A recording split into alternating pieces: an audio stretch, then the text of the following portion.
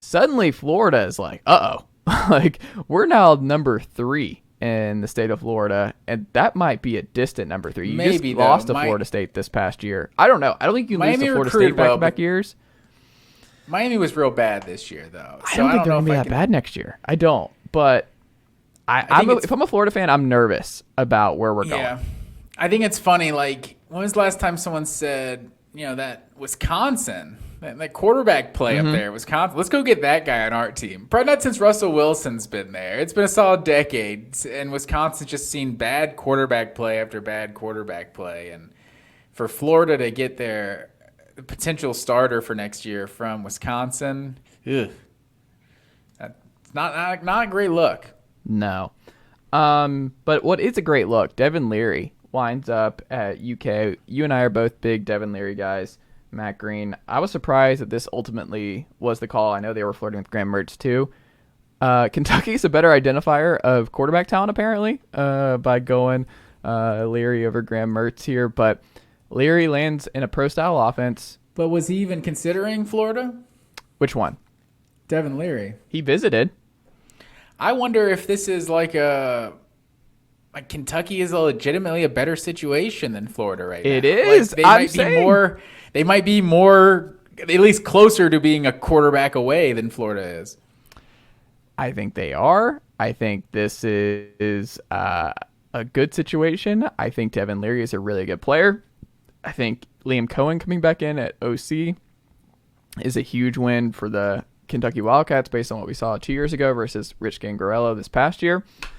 You get, obviously, Tennessee at home next year for Kentucky, which will be big for them. But I don't know. I think this Kentucky team is going to be really good. Barry Brown is obviously a star in waiting. I think he's a really good player. The defense still top-notch for Mark Stoops. And I think Devin Leary, here's a take. I think he'll be better than what we saw from Will Levis. I think he has shown more at the college level that he's a better quarterback than Will Levis. I think Kentucky is going to be a 9-10 win team next year. So I think this is a huge home run offseason, getting Liam Coen back in the fold, and then pretty solid recruiting class. Defense is still going to be great next year. And Devin Leary, I think, is going to be a really, really good player for them. So I think that's a huge, huge under-the-radar pickup. That's one of my favorite quarterback pickup in the portal. Yeah, I agree with you. I think that's a move that's way bigger than what I thought probably Kentucky was capable of, honestly. I don't understand the Devin Leary comparison or hype. We've talked about that, plenty of times.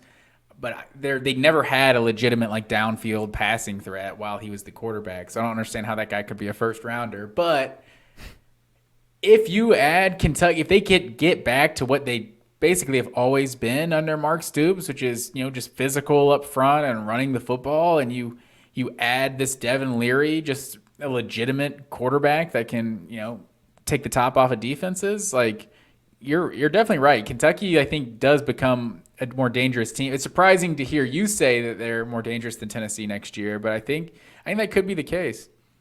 Well, part of it too, I think Tennessee, they lost a lot of NFL talent. Jalen Hyatt will be out the building. Cedric Tillman will be out the building.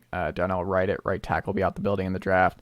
And then I think you're going to have a quarterback change. I don't think you're going to... Losing Hendon Hooker is going to be a big loss because I'm not a Joe Milton believer at this point. And then I think you're going to get Nico in there at some point early in the season, and then it's just a true freshman. So I think it's a 7-8 win team. I don't think the... do you know, putting you on the spot, what Tennessee's schedule next year, who they play out of conference?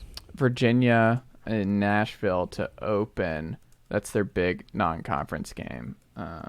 So it still could be a case of having, a few games to get right.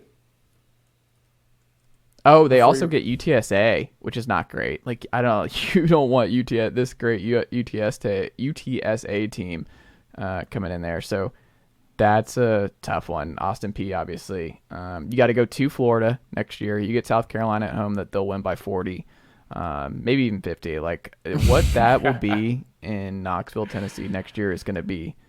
It's going to be fun. Texas A&M coming here. Yeah, early in the year there, too. They go to Bama and Kentucky back-to-back, Matt Green.